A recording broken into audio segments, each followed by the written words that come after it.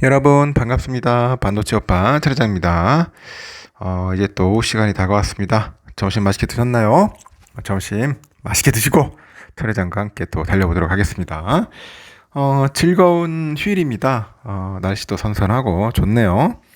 갑자기 뜨겁다가 또 갑자기 또 시원해지면은 왠지 좀 기분이 묘해요.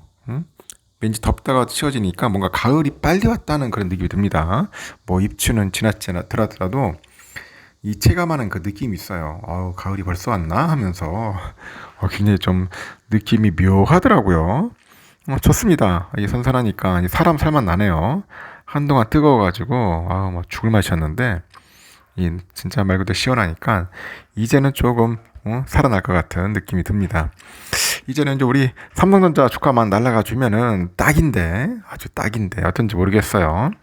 과연 어떤 모습을 보여줄지 한번 살펴보도록 하자고요. 요즘은 그 스마트폰 관련된 이야기들이 좀 많아요. 특히 뭐 삼성 하면은 폴더블 아닙니까? 폴더블. 이 폴더블 폰을 잘 만드는 회사가 삼성밖에 더 있겠어요. 아직 애플은 뭐 시도조차 못하고 있고, 뭐 중국 애들 좀 하긴 하는 것 같은데, 흉내는 잘 내는데, 그 완성도 면에서는 못 따라갑니다. 그리고 그 모토로라도 요번에 내놨잖아요. 울트라 내놨는데, 내가 보니까 제품이 좀 그래요. 좀 조잡한 것 같습니다. 이 뭐 접었다 폈다 하는 걸 테스트를 해봤잖아요. 그 폴란드에 있는 유튜버가. 한 10만 번 좀 넘으니까 이제 고장이 나는 것 같고, 삼성 거는 고장이 안 나, 고장이. 그만큼 이제 완성도를 높였어요. 가장 중요한 게 이 폴더블에서 잡혔다 폈다 할 때 그 액정이겠죠. 액정에 그 문제가 있냐 없냐, 뭐 크랙 가냐, 하여튼 거기에 뭐 이상한 표시줄이라도 생기면 안 되겠죠. 그만큼 잘 만들었어요. 역시 삼성입니다. 저는 애플보다도 삼성을 좋아합니다. 그래서 여러분 이번 기회 되면 삼성폰 하나씩 구입하세요. 요즘 좋잖아요. 요즘 다 할부라 구입하지 않나? 할부 인생인가? 하나씩 구입해가지고 폴더블폰 아니면 플립폰이라도 들고 다니시기 바랍니다. 이제 갖고 있어야 인싸 되는 거야. 인싸. 일단 삼성이 최근에 출시한 그 Z 플립 5, 폴드 5, 이걸로 이제 중국 시장 공략에 이제 본격적으로 드라이브를 겁니다. 예전에는 중국에서 죽 썼는데 이제는 달라졌다. 이제 삼성에서 이제 아주 각오를 하는 것 같아요. 작심을 한 겁니다. 수년째 0%대 점유율로 고전을 면치 못했어요. 아니 얘네는 잘 나갔어. 삼성이 중국에서 어느 순간부터 완전 나락으로 가버린 겁니다. 나락으로 갔어요. 뭐 중국 애들의 그거 있죠. 반한 감정. 그 사드 이후 때 이때가 좀 골 때렸죠. 사드로 인해 가지고 자 사람들이 있는데 하여튼 그때부터 이제 꺾이기 시작하더니 완전 말 그대로 이제 개차반이 된 겁니다. 0%째 점유율이 뭐야 쪽팔리게. 하여튼 굉장히 힘들었는데 이제는 폴더블 폰이 이제 존재감을 발휘하고 영향력 확장하고 업계에서도 삼성이 이번 신제품으로 현지 제조사를 모두 제치고 중국의 폴더블 폰 시장에서 조만간 1등을 차지할 것으로 봅니다. 카운터포인트 리서치 보니까 올해 1분기 중국의 폴더블폰 시장에서 삼성이 26% 점유율 2등이에요. 2등이고 전년 동기 6% 대비 20%포인트 올랐습니다.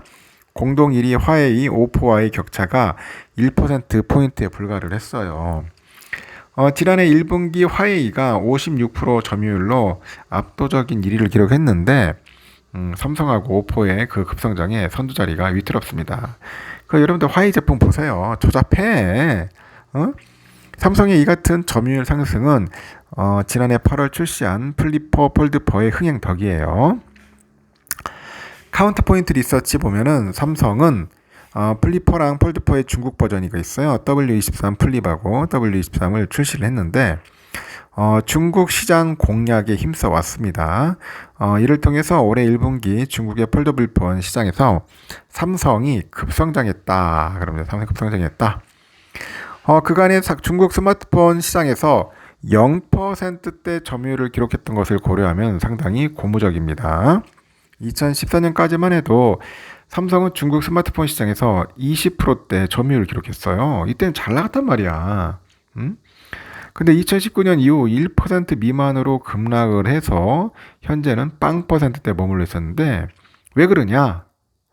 뭐 정치, 외교, 문화적 요인이 이제 복합적으로 물린 거예요. 맞물려요. 그리고 중국이라는 그 골 때리는 게 거기 보면 애국 소비가 또 있어요. 애국 소비 좀 강한다 하는데 2016년에 그 사드 논란 때문에 이제 반한 감정이 확산됩니다. 거기다 불매 운동이 또 일어나요. 뭐 이런 것들이요. 하여튼 그래서 우리 삼성이 좀 힘들었어.